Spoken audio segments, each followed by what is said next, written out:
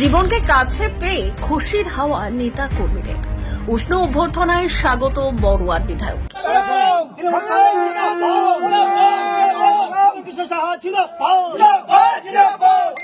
CBI গ্রেপ্তারের 13 মাস পর supreme কোর্টের নির্দেশে জামিনে মুক্ত বড়ুয়ার বিধায়ক জীবন কৃষ্ণ সাহা শনিবার রাতে ফিরে এলো আমদির বাড়িতে।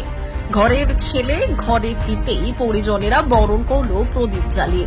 বিধায়ককে উষ্ণ অভ্যর্থনা জানাতে দলের নেতৃত্ব সহকর্মীরা পরালো ফুলের মালা।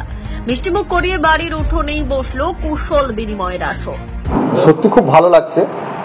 আজকে আমি এটা গর্ব করে বলতে পারি সত্যের জয় হয়েছে।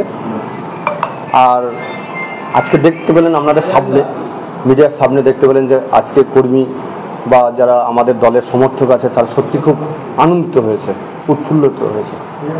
আমিও তাদের সাথে সাথে আমিও খুব আনন্দ গর্ববোধ করছি। শিক্ষক নিয়োগ দুর্নীতি মামলায় 2023 সালের 17 এপ্রিল মুর্শিদাবাদের বড়ুয়ার বিধায়ক জীবন কৃষ্ণ সাহাকে গ্রেপ্তার করে সিবিআই।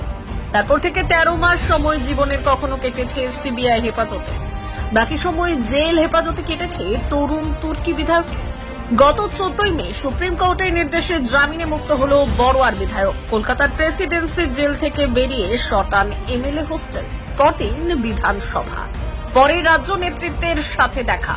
কলকাতায় নির্বাচনী প্রচারে অংশগ্রহণের পর শনিবার ঘরে ফেরে জীবন কৃষ্ণ সাহা। আমি আবার সেই জায়গায় এসছি।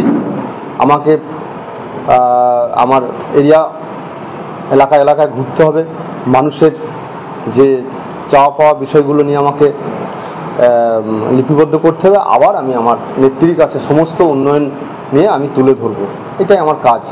প্রসঙ্গত 2023 সালের 14 এপ্রিল নিয়োগ দুর্নীতি মামলায় জড়িত থাকার অভিযোগে সিবিআই এর 6 সদস্যের প্রতিনিধি দল পৌঁছয় জীবন কৃষ্ণ সাহার আমদি বাড়িতে। সিবিআই এর বিধায়কের বাড়িতে তল্লাশি চালানোর সময় দুটি মোবাইল ফোন বাড়ির পেছনে পুকুরের জলে ফেলে দেওয়ার অভিযোগ ওঠে জীবন কৃষ্ণ সাহার বিরুদ্ধে। পুকুরের জল ছেঁচে দুটি মোবাইল উদ্ধার করে সিবিআই। 17 এপ্রিল ভোর রাতে সিবিআই এর ঊর্ধ্বতন অফিসাররা কলকাতা থেকে জীবন কৃষ্ণ সাহার বাড়ি পৌঁছয়। ওই দিন সকালে গ্রেপ্তার করে সিবিআই বড়ুয়ার বিধায়ককে। সেই জীবন কৃষ্ণ এদিন বাড়ি পৌঁছে সাংবাদিকদের মুখোমুখি হয়ে জানিয়েছেন সত্যের জয় হয়েছে। সক্রিয় রাজনীতির মধ্যে দিয়ে এলাকার উন্নয়নকে সামনে রেখে মানুষের পাশে থাকব। আমি তদন্ত সম্পূর্ণভাবে সহযোগিতা করব। আমাদের অনারেবল সুপ্রিম কোর্ট এবং আমাদের রাজ্যের যে সিবিআই কোর্ট আছে যেরকম নির্দেশ দিয়েছেন সেই নির্দেশ মোতাবেক আমি মেনে চলব। আর এটুকু বলতে পারি আমি বিচার পাবো এবং সত্যের জয় হবে। জীবন বাড়ি ফেরায় দলীয় কর্মী ও সমর্থকদের উচ্ছ্বাস ছিল চোখে পড়ার মতো। মুর্শিদাবাদ থেকে জয়ন্ত দাসের রিপোর্ট, বাংলা দর্শন।